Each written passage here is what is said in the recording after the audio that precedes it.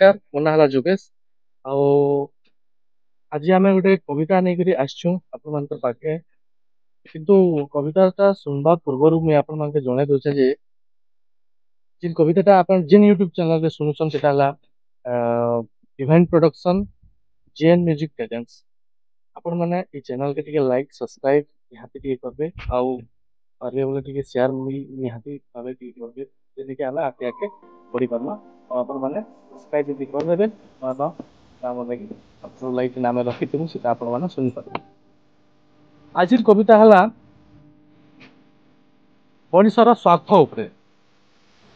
କବି ସଦୀପ ମେହେର କବିତାକେ ନେଇକରି ଆସିଛନ୍ ଆଉ ସେଟା ଆପଣମାନଙ୍କୁ ଶୁଣାବାର ଲାଗି ହିଁ ଆମେ କରାହେଇଛି। ଆଉ ଫାର୍ଷ୍ଟ ଆପଣମାନେ ନିଜେ ତ ମୁହଁରୁ ଟିକେ କବିତାଟା ଟିକେ ଶୁଣିନିଅ। ନମସ୍କାର, ମୁଁ ସଦୀପ ମେହେର। ଆଜି ମୋ କବିତାର ଶୀର୍ଷକ ହେଉଛି ସ୍ୱାର୍ଥପର ମଣିଷ। କହନା ରେ ଭାଇ କହନା, ଏ ଦୁନିଆ କଥା କହନା, ସ୍ୱାର୍ଥପର ଏ ଦୁନିଆଟା ସାରା ପରହିତେ ସିଏ ଧାଏନା। କହନା ରେ ଭାଇ କହନା, ଏ ଦୁନିଆ କଥା କହନା, ସ୍ୱାର୍ଥପର ଏ ଦୁନିଆଟା ସାରା ପରହିତେ ସିଏ ଧାଏନା।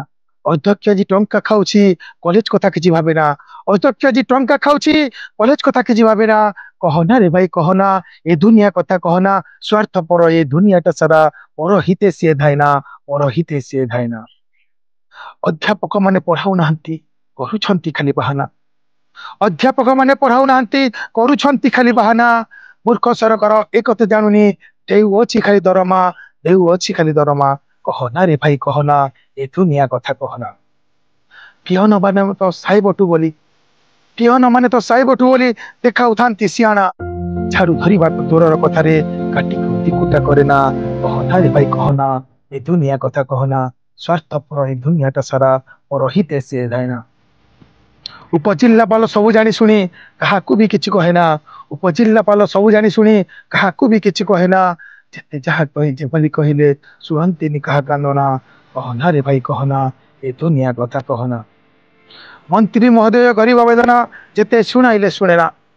ମନ୍ତ୍ରୀ ମହୋଦୟ ଗରିବ ବେଦନା ଯେତେ ଶୁଣାଇଲେ ଶୁଣେନା।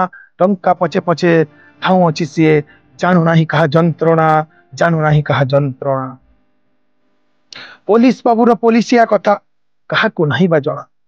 ପୋଲିସ ବାବୁର ପୋଲିସିଆ କଥା କାହାକୁ ନାହିଁ ବା ଜଣା। ସତକୁ ମିଛ, ମିଛକୁ ସତ କରିଦିଏ ନେଇ ପାଉଣା। କହନା ରେ ଭାଇ କହନା, ଏ ଦୁନିଆ କଥା କହନା, ସ୍ୱାର୍ଥପର ଏ ଦୁନିଆଟା ସାରା ପରହିତେ ସିଏ ଧାଏନା, ପରହିତେ ସିଏ ଧାଏନା। ଆରେ ଓକିଲ ବାବୁର ଓକିଲିଆ ପଦ, ଓକିଲ ବାବୁର ଓକିଲିଆ ପଦ ସଭିଙ୍କୁ ତ ଜଣାଶୁଣା। ଓକିଲ ବାବୁର ଓକିଲିଆ ପଦ ସଭିଙ୍କୁ ତ ଜଣାଶୁଣା।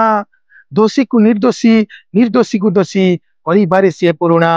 କହନା ରେ ଭାଇ କହନା, ଏ ଦୁନିଆ କଥା କହନା, ସ୍ୱାର୍ଥପର ଏ ଦୁନିଆଟା ସାରା ପରହିତେ ସିଏ ଧାଏନା, ପରହିତେ ସିଏ ଧାଏନା, ପରହିତେ ସିଏ ଧାଏନା। ନମସ୍କାର।